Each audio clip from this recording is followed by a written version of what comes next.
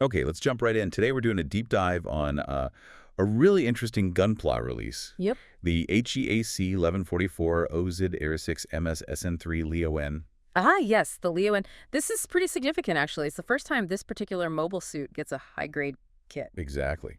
And it comes from Mobile Suit Gundam Wing Dual Story, G-Unite, right? That's the one. It's great to see designs from those side stories getting the HG treatment.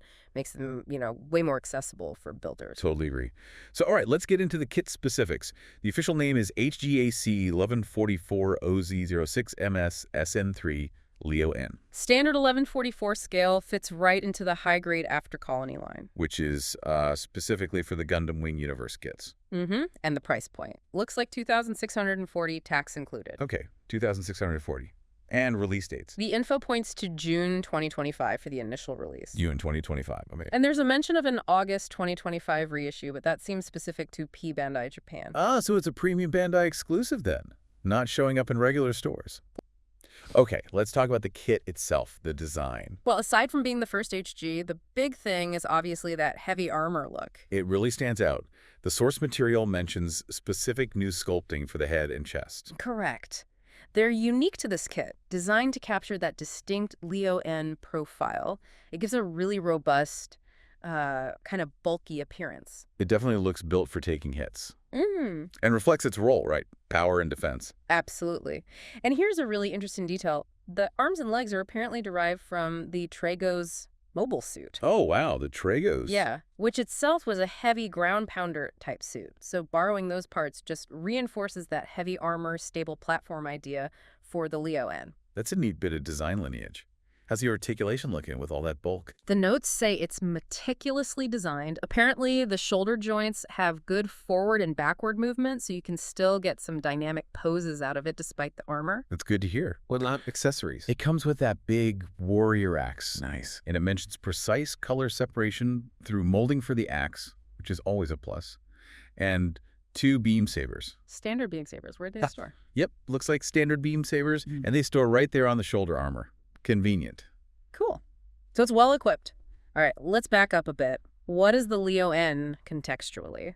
So it's basically a standard Leo mobile suit, but heavily customized. Think beefed up armor, focused on power and defense above all else.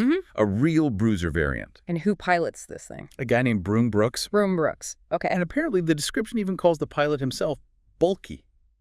Kind of fitting, you know. Yeah, sounds like a perfect match for the machine. Yeah. And this is all from the G-Unit manga. Right. Mobile Suit Gundam Wing Dual Story, G-Unit. Yeah. It ran back in 97, 98. So concurrent with the main Wing TV series timeline. Exactly. Set during Operation Meteor, but focused on the asteroid colony MOV. MOV.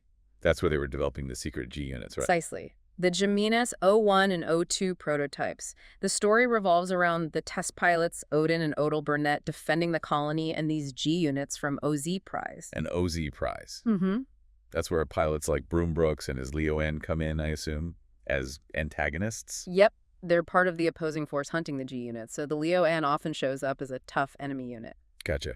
So bringing it back to the kit itself, for you listening, this release is pretty cool because it finally brings this very specific, heavily armored design from a key Gundam Wing spinoff into the modern high-grade line. Yeah, it really opens up collecting options for fans of the wider Wing universe beyond just the main TV show suits.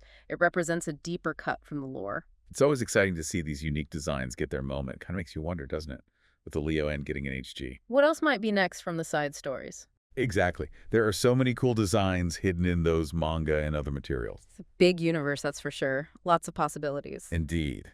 Well, if you enjoyed this look at the HG Leo-N and the G-Unit story, definitely make sure you subscribe so you don't miss our future deep dives into all sorts of fascinating topics like this one.